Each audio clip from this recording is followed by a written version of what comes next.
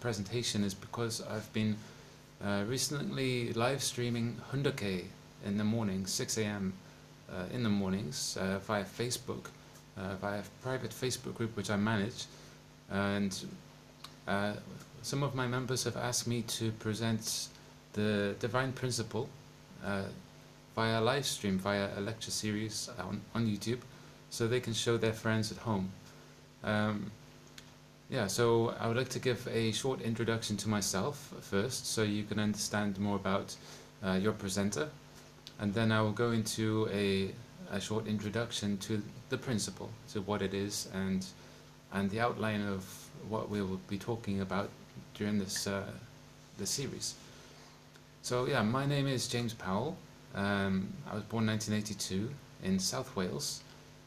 Yeah, please excuse me, this is my first time doing this, so actually I prefer doing it live because then I speak more spontaneously, so I didn't prepare at all. I've got the textbook here to read from for the principle as a guideline, but I will be speaking mostly from my own knowledge and experience, my understanding of the principle, from my own studies and, like I said, experience, which is more important, or based on study brings wisdom through experience. So that's what I encourage. It's not just to study something, but to test it, you know, to study to your maximum and then analyze those points and test it to your maximum as well. And this is what I've done since I was young. So yeah, so I'm a member of a blessed family, which means I received the marriage blessing from true parents, who are Sun Myung Moon and Hak Jahan Moon. They are the founders of the Family Federation.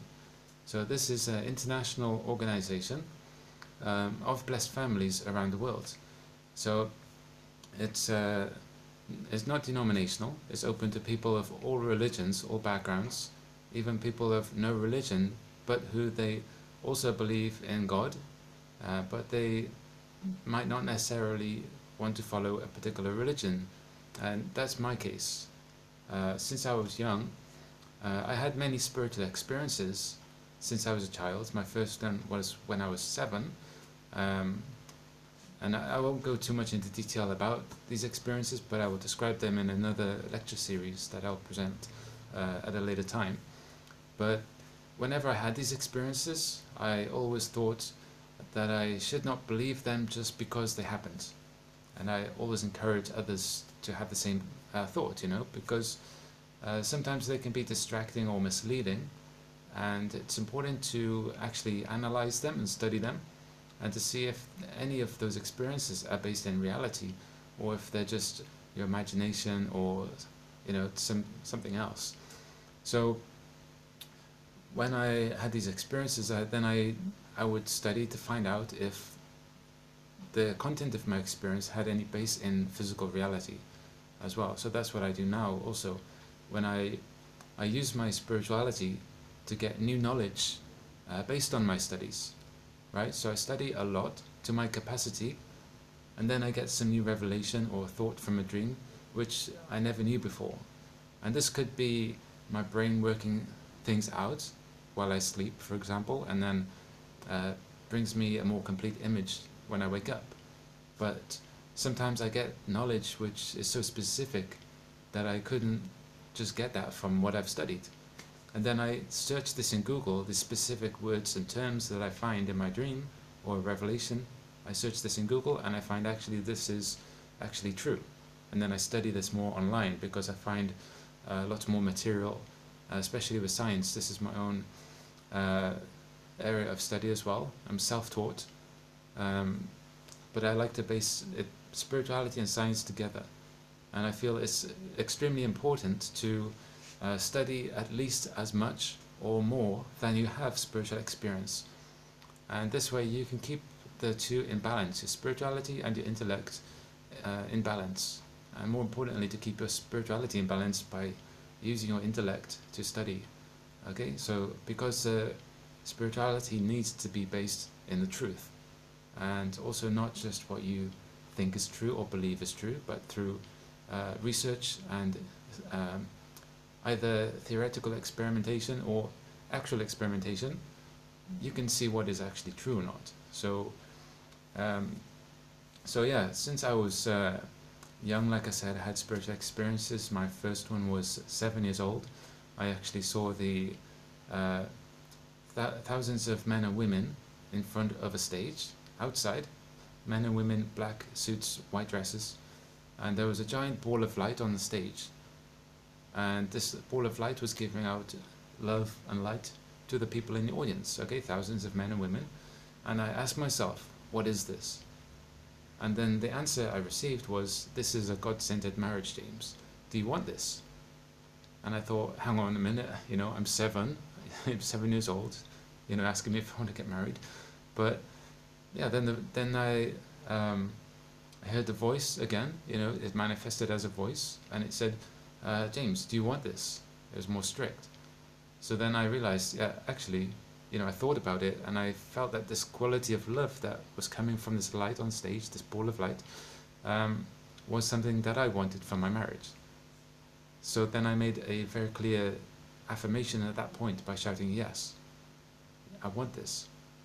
Okay, so since I was 7, I've been looking for that. That has been my guiding vision since I was 7.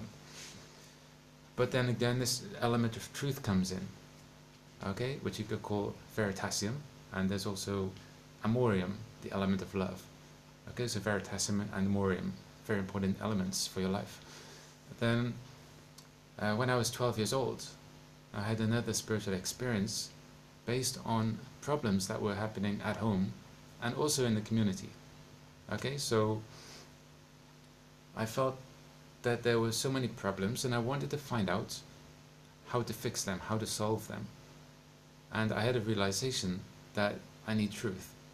I need to find truth to solve them. But then I also realized I need absolute truth, because relative truth won't fix things. Okay, it's true today, maybe today is sunny, maybe today is raining and cloudy. They're both true, but they're relative because it changes from time to time. Okay, but absolute truth is always the same for everyone, every place, every time. And that's the kind of truth that I started looking for at 12. So this kind of truth is not based in any religion, it's not based in opinion, it's based in fact and experience, experimentation, and knowledge and understanding. Okay, that's the kind of truth that I was seeking since I was 12. My parents did take me to church, a Christian church, when I was younger. And yeah, I had a good time, but I felt there was lacking certain things. Like when I was asking questions to my Sunday school tutors as a child, they wouldn't have the answers to my questions, and this is not uncommon. You know, this is a very common situation. So I wasn't happy with that. But then at 14, I had an experience with Jesus where I challenged him to prove to me that he exists, or I will never ask again. And then he did. I will describe this more in a later series, but basically he gave me evidence that was beyond my own capacity to get. Basically, something happened which I had an experience that was beyond my previous experience, if you know what I mean. You know, maybe you don't, but I know I'll talk about it in a later episode. But because this series is really more about the principle than me, so then I don't want to talk so much about me. Just for a short introduction, I left home when I was 15 because I wanted to find more of this absolute truth that I was looking for. And I felt that at that age, and staying at home, just going to school and then coming home, I had a limitation on the amount of studying which I could do. And I felt I really needed to expand my resources and my ability to study. So I asked my mother, and I said I need to leave. So then, yeah, actually I moved to my father's house because they separated when I was around like 12, the same time I had that revelation about needing truth. But actually my father used to work 12-hour shifts during the day, so then I would have a lot of free time in the daytime while he was working to study more and experiment with my spirituality. So I used to study what monks were doing, scientists. Even that time, this was like over 15 years ago. Then I say like 94. Yeah, almost 19 years ago. Scientists used to put these electrosonograph electrodes, on the cap on the skull, to sense the brainwaves of monks who were meditating at the edge of an ice lake in the mountains with only a thin blanket on them, nothing else.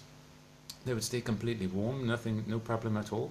But the scientists had their really thick jackets on with so much insulation and hoods and stuff like that. And they were shivering, but this monk had a thin sheet sitting on the edge of the ice lake and no problem. So they found that this monk was using a specific brainwave out of the 4 brainwaves that we use, alpha, beta, gamma, theta. And this monk was using beta while he was awake, and therefore changing how his body responds to the environment. So I used to do similar experiments using this principle, or the formula that I was learning from them, and I put it into action also in front of my father, who was quite shocked at what I could do. I'm not going to say what it was because it's a little bit dangerous, but yeah, my father was actually asking me not to do it, but I did it anyway. And I had no pain or nothing, and I was very surprised, no scarring or, yeah, no problem. So this really, also being able to demonstrate that to someone with physically, externally, is also proof and verification for me that these things actually happen. And there's also a martial art in America called Combat Ki. And actually, if you look at this on YouTube, the things they can do with their bodies are incredible. And there's so much research there. You could also study Iron Shirt Kung Fu and this kind of thing, iron body training. You hit the body over a period of time, and you can make it more resistant. The muscle fibers get denser, the calcium structures in your bones get thicker and stronger, so your bones become stronger than steel. The amount of substance P, which is a pain signaling chemical, reduces, so you don't feel the pain either, as well as your body getting stronger.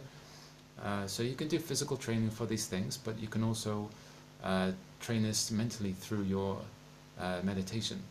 So this is also something else which I did, was experimenting with meditation.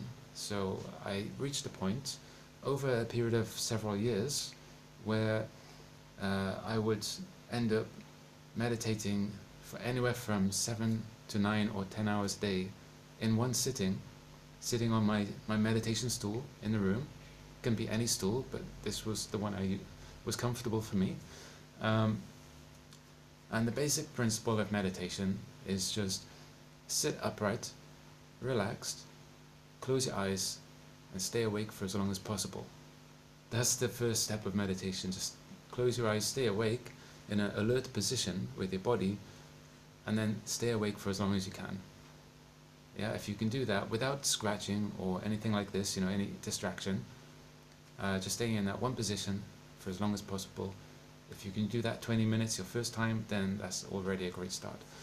So then I will be offering more training as well about how to do this and the things to focus on and how to develop yourself that way as well. So yeah, so anyway, a lot of experimentation, seeing what works, what doesn't. And also a lot of study, like I said, to make as much study or more study than you have spiritual experience. So then I was doing a lot of spiritual practice, so I was also studying a lot. And I was going through in my mind about these principles that I was learning from religion and philosophy and stuff like that. From books. I went to the library a lot because internet, I didn't have access to internet at home at that time. So I used to go to the internet, read a lot of books. I used to use the public computer for the internet for a couple of hours. And for example, when I wanted to find information about this water crystals from this doctor in Japan, Dr. anyway, sorry, I just got distracted because my wife came in. So yeah, so this doctor in anyway, I'll remember his name later. And then I was walking to the library to use the computer, and I had this inspiration: energy, thoughts, words. So when I arrived in the library and then I went to the computer to use the internet, I typed energy, thoughts, words into Google, and the first listing that came up was this this water crystal research from the scientists in Japan.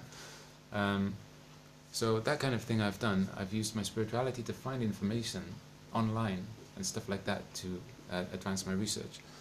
So I've been studying, like I said, since 12, and I've been making notes of all these points that I have concluded that are consistent in all of these different situations and conditions that I've tested in my mind, like thought experiments, effectively.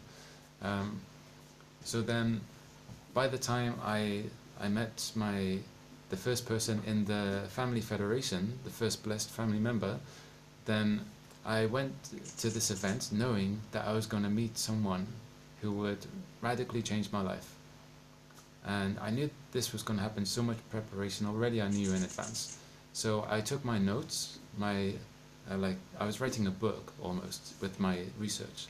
So I took this with me and I went there.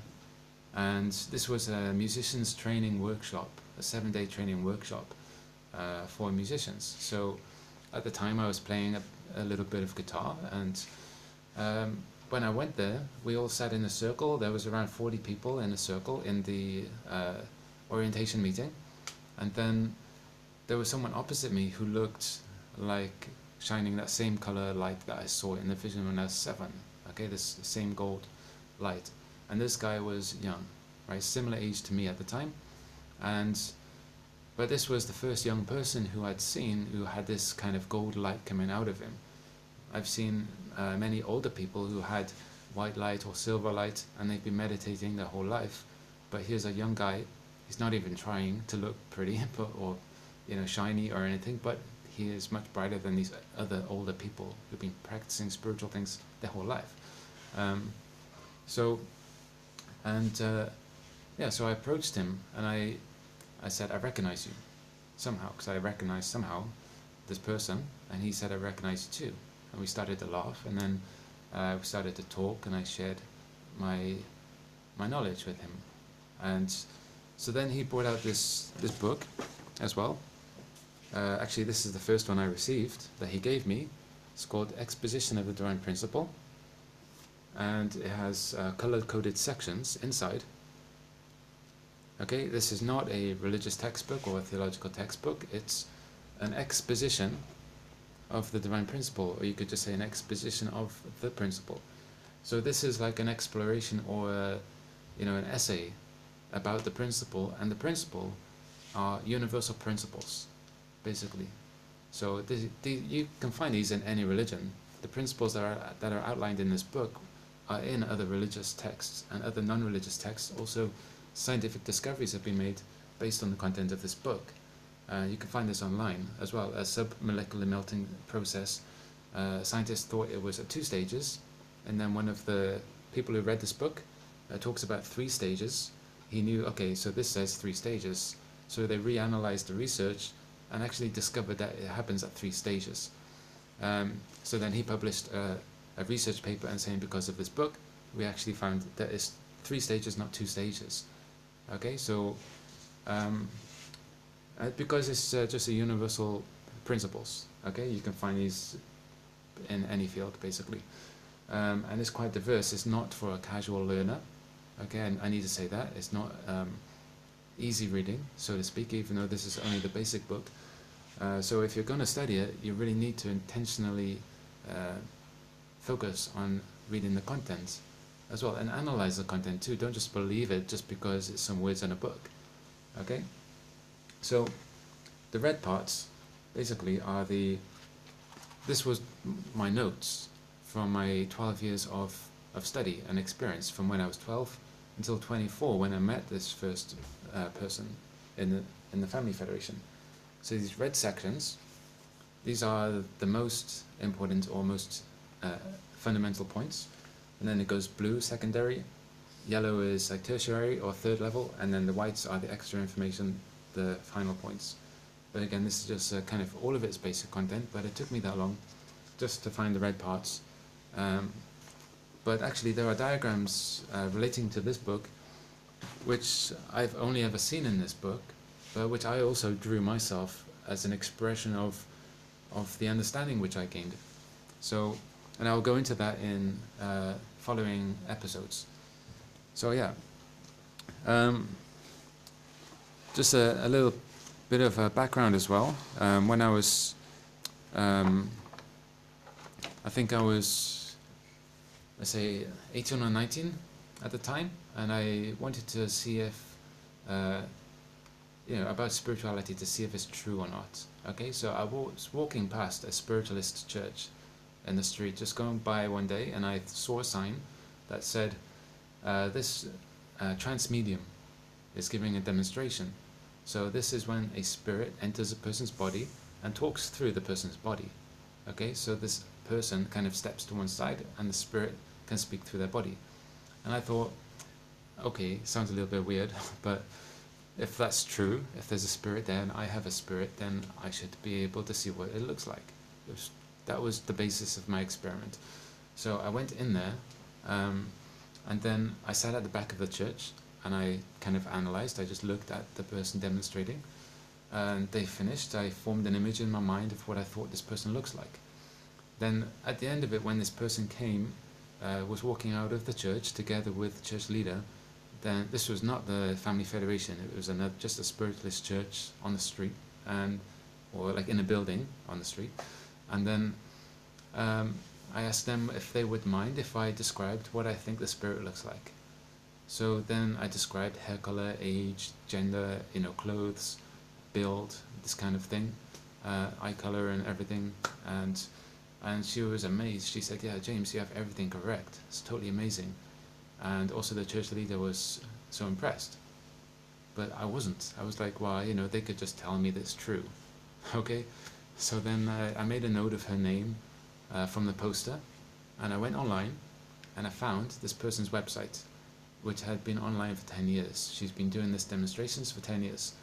And the person that she was working with, the spirit, used to be a famous person in the past who died.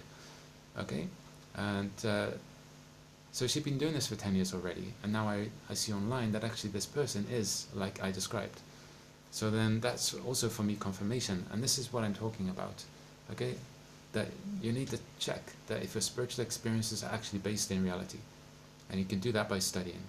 Okay? Don't just believe it just because it happened, because you can be distracted and all kinds of crazy stuff happens. Okay? It needs to be based in logic. So anyway, the result of that was that this trance medium took me on tour with her around the UK for 6 months. And she introduced me to all these spiritual communities, like meeting many shamans and kind of, witches, white witches and stuff like that, and just normal looking people who practice spirituality in different areas of life. And then the church leader also asked me to give demonstrations in her church, which I did. And I also wasn't happy with the standard of the demonstrations in the church, because they normally give such a vague description that so many put their hand up, like 20 people, oh, I know this person. But every time I gave a demonstration, only one person put their hand up, because my description of that person was so accurate. Based on 3 points, I set 3 conditions, 3 pieces of information that I needed from the spirit. Then when I said that, the people knew, okay, this is my grandfather or this is my uncle, like that. They knew exactly, and every time only one person put their hand up. And the trick behind it really is just the first thing that is in your mind before you think about it. That's the truth. And that's all you need to follow. The very first thing, not even a thought, it's just the intuitive image or understanding that is in your mind before you begin to think about it. Okay? If you follow that in your life, then you're set for goodness. Okay. So this is quite a long introduction, but I just wanted to give you some kind of basic outline of my of who I am, who your presenter is, so then I can talk about the divine principle. So we will give a little bit of an introduction today, and next time we will continue with the introduction before we get started on the content. So I'll be reading the book as a guide for some points. So the first sentence in the principle is that every human being is struggling to attain lifelong happiness and avoid misfortune. Okay? So I think that's every person's goal and dream in life, is to be happy. Everyone has this desire to be happy. Okay? And that's the point. It comes from desires, and desires are actually good. Okay? So, when you desire happiness, you desire joy, and you desire to do a sport because it's fun, it's good for you, and there's teamwork and cooperation, harmony. These desires are good. So then, but yeah, people also have some kind of desire which is not good. Okay, so you have a good desire and a bad desire. You could say it's, sorry, I'm not sure if this text is back to front or not. I'll have to check it for the next video. But yeah, so we have selfish desires and selfless desires. Okay, so these are desires that focus on your own self, which are not necessarily bad, but if you do it at the expense of others or in a selfish way, then that is bad. Also, if you seek to serve others, it's good, but if you do it with a self-serving nature, then that's not good. Okay, so actually, the whole cause of war and everything like that is based on selfish desires. Okay? So, I mean, you already know this, but this is a summary of what people already know, and it goes into more detail. So, the reason this exists, this is a result of a contradiction which is inside people. Okay? Which is, yeah. Okay. It's kind of a conflict inside. Okay, so, and at some point in human history, then this conflict emerged. Okay, could it emerge from God, or could any being come into existence based on such a contradiction? And actually, that's impossible, because if a contradiction existed, then it would automatically cancel itself out before it could be created. Okay, so there needs to be harmony for new life to come. Okay, there needs to be the relationship rather than a conflict. So, yeah, there are, let's have a look. Okay, there are two types. This is also from the intellectual viewpoint. This is about ignorance. Okay, because yeah, this like a origin of conflict represents the human's descent into ignorance. So at some point in human history, then humans were kind of well developed, not complete, but well developed. And then they were ready at that stage to take the next stage into perfection, so to speak, into maturity as human beings. But then this conflict originated, and then human beings descended into ignorance and conflict. Okay, so then this might explain these ancient monuments many millions of years ago or thousands of years ago, and which even the whole world doesn't have enough money to replicate, so and with such precision, anyway, this is just my own thoughts. Okay, this is not in the principal text. So anyway, there's two types of ignorance. Okay, we have let's say ignorance. We have internal ignorance.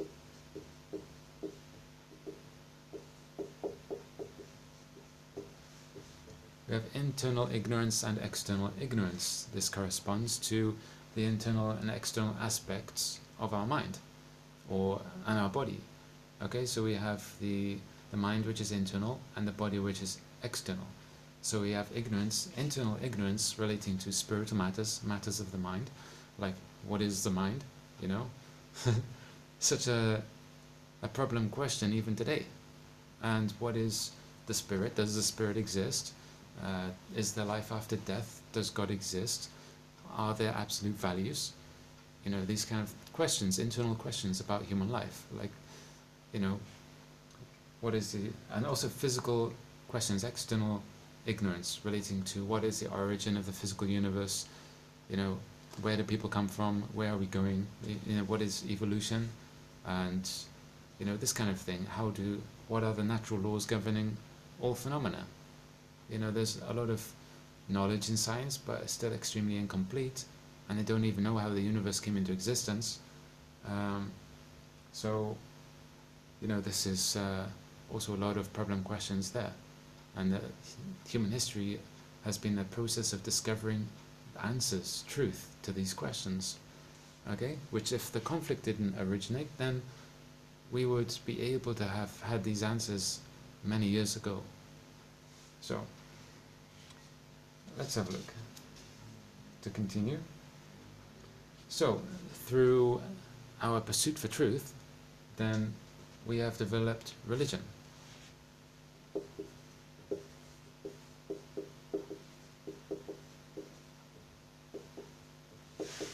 And also science. Okay, so religion and science have been the two pursuits in human history that are helping us to overcome our two aspects of ignorance. Okay, so religion has helped humans, overcome the internal aspect of ignorance. It helps us discover internal truth. And the science has also helped us develop our external truth and to overcome external ignorance. Okay, so both of them have had their problems in history. If they are misused, then there's problems, and that happens because of this conflict. But if people use them in their original way, in a good purpose, centered on good purposes, then there's no problem with religion or science. Okay? There is a difference between them, however, that religion, which comes from Latin religo, which kind of loosely means to reconnect. So the purpose of religion is to reconnect to God.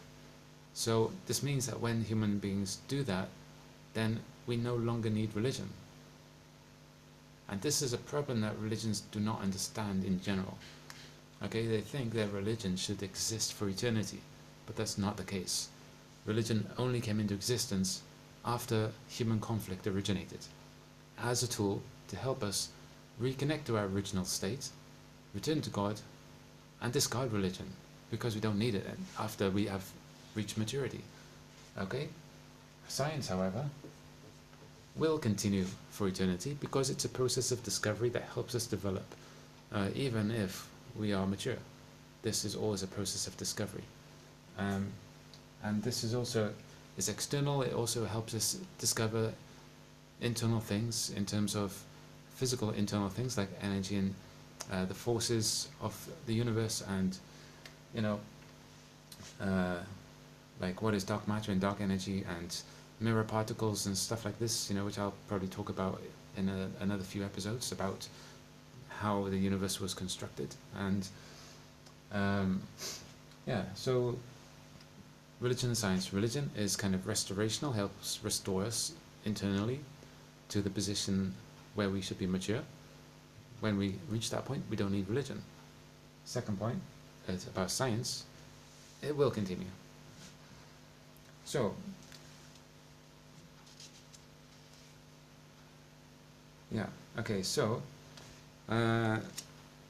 people, like in religion, the people who think religion should last forever, also science, people who put all of their belief into science thinking this is the ultimate path, actually eventually find themselves a little bit empty.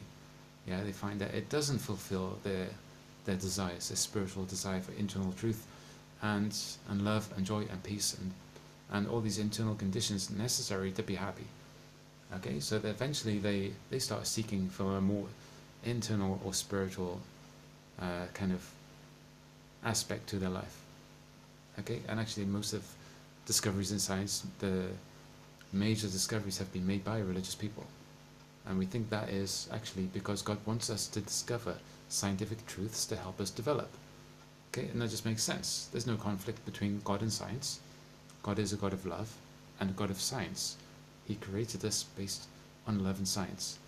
Okay, many religious books like the Bible, created through the Word of God, and there's also the I Ching, or the word, it's called the way, is defined loosely as the word. And other scriptures, anyway, loads of scriptures, they say created through the word. But what is that in terms of the universe formation? Quantum information, yeah? Quantum information, quantum energy. And then this information is everywhere. We have probability clouds and stuff like that. The universe is basically a mathematical construct based out of potential.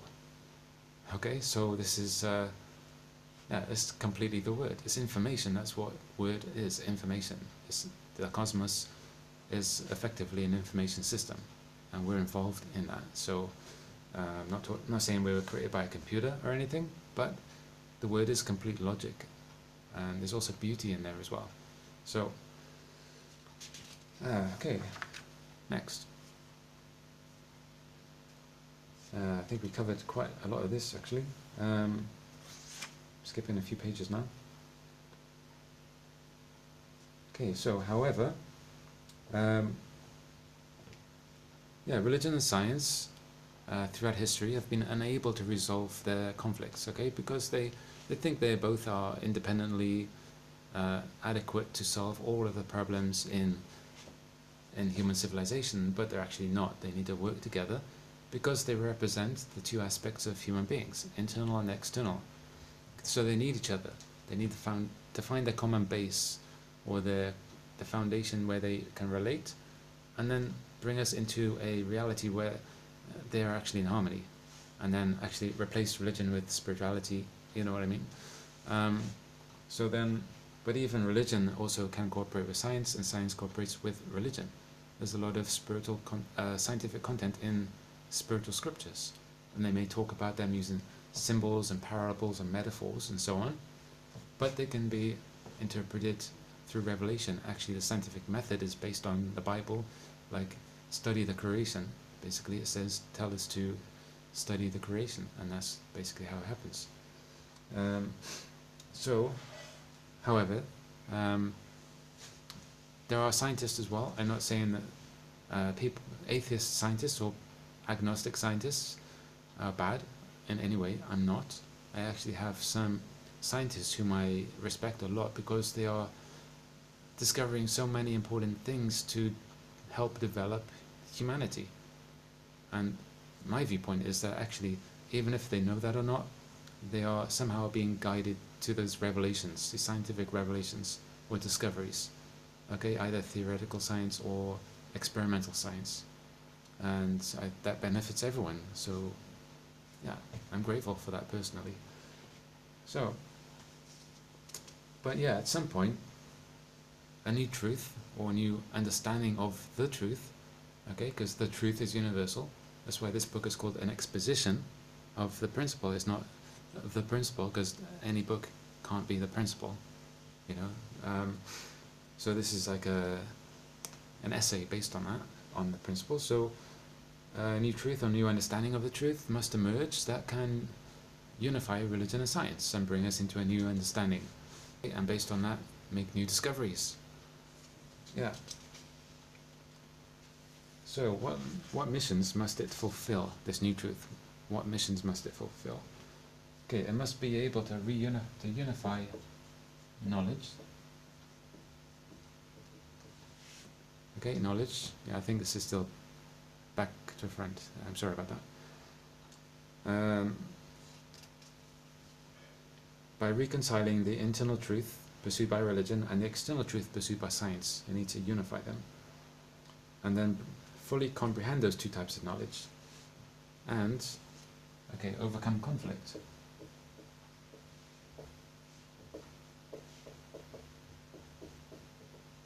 It must therefore, as a result, help us to overcome conflict, because then we understand how to remove conflict and problems in the world through a unified understanding of the very principles by which humanity and the universe function. So, it should also empower religious or spiritual people, as well as everyone, to overcome the contradiction that they face in their lives. Okay, they want to pursue goodness, but actually they find that they have some desires which are not good, and which their religions can't answer for them, can't help them or guide them. And unless they totally just completely block them out, but that's not always the best, doesn't bring the best results. They kind of suppress them for later. So it must actually help them overcome this contradiction.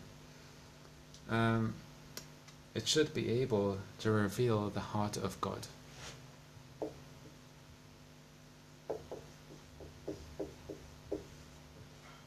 Okay, so through this new understanding of the truth, then we need to understand the heart of God better. Okay, or the heart of source of all life. So it needs to help us understand the heart of God at the time of creating us, his heart of suffering when we created conflict, his heart of trying to save us throughout history, and we need to really get a grasp on that, how painful some of those experiences were for God, and that God is actually, for the most part, in history, a suffering God, a God who has watched his creations, his children, effectively suffer, and therefore he also, as a parent, naturally suffers. The best thing for God is, and any parent, is when the children are playing together and having a great time together, not when they are individually worshipping their parents, or like, oh, mommy, daddy, I love you so much, and all the children are like fighting to say that to their parents, but they're like, the parents are more happy when their children are playing together and having fun and doing good things. Yeah, that makes God more happy. So,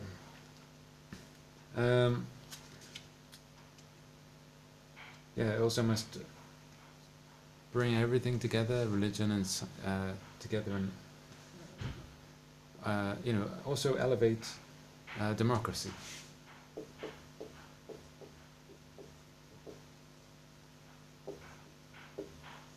It must elevate democracy, because democracy actually is not complete. Okay, so democracy is like a sibling level, and it's also based on the majority wins, which doesn't represent everyone. So there must be some better version of democracy that this new revelation, or this new understanding of truth or principles, can help us discover. Yeah. So I think I will finish that today. Actually, no, I'll continue. There's only a little bit left for the introduction. Again, I'm just basing this on the red parts. There's also the blue and yellow and white sections. So this is the basic content. I see it's already 45 minutes. So I've got no idea how long these sessions will take, because I'm just doing it kind of without planning, without preparation. I'm just reading and sharing. Okay, so you'll just get my most natural response.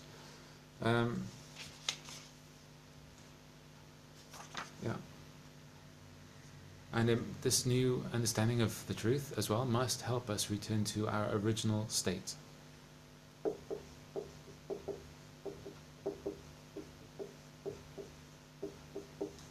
Okay, so we must return to our original state before the human conflict came into existence, and thereby reach full maturity as individuals, families, tribes, nations, world, as species, as a family. Okay? So we need to understand about human history. What is the reason that there are so many repetitive cycles in history? You might see this on YouTube, that there are repetitive patterns and cycles throughout history. Historians know about this. It's common knowledge. Okay, it's not just some conspiracy. You can check the dates online. There's plenty of videos. You can study this, go in the history books. You can find it yourself. Okay, this is common knowledge among historians. The history does repeat in cycles. So we need to understand the reason for that, and we will go into this in a later chapter as well. And what else? So also, importantly as well, this part which I also like, because I do study in a logical sense. I don't just believe stuff just because someone said it to me. I'm like, okay, I'll consider that, but I'm not going to accept it until I actually studied it. That these new expressions of truth, these new understandings, should not be based on symbols and parables and metaphors. They need to be explained clearly in plain language. ideally that everyone can understand.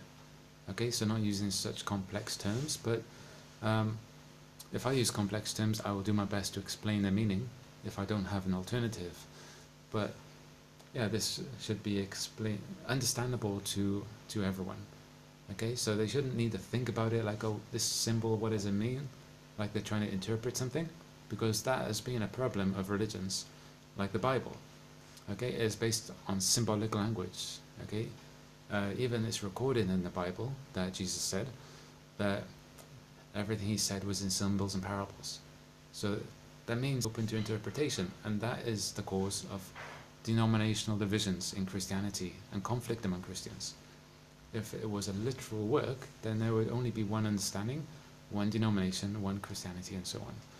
Okay, so this book actually should have just one interpretation because of the plain language.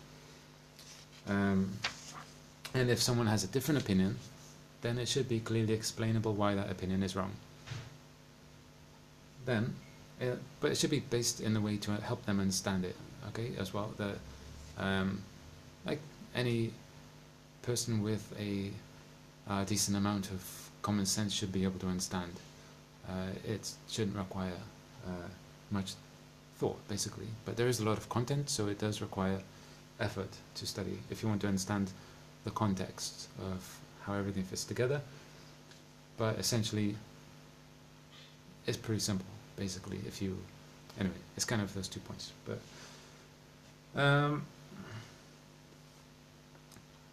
yeah, so that's it, basically. And so this was first introduced by Sun Myung Moon and Hak Ja Han Moon, and they were born in 1920s in North Korea actually, and they migrated to South Korea during the war.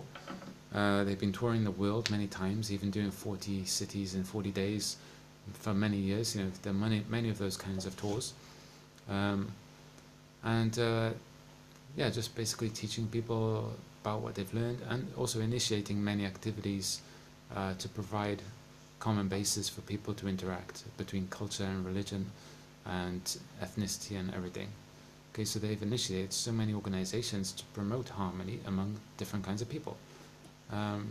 So I also have activities that I'm doing based on my personal interests, but then I attract like-minded people because we share a similar interest and we naturally have relationships based on our hobbies or activities, you know. So yeah, that's how it goes. You know, you have a common base, something you share in common, and then you start to have relationships, and then you develop good results. And that is basically the principle of Sun Myung Moon and Hak Ja Han Moon's efforts throughout history to generate peace in the world. So that is the introduction to the principle. Please let me know what you think. If there are any comments or feedback that you'd like to offer, please do so. If you'd like to direct message me or send me a email, please do that as well. You know, you can leave comments in the description. Share the video to anyone whom you think would benefit from the video. And yeah, so I look forward to seeing you next week. I'll be doing this every Wednesday at oops, I'm late for something.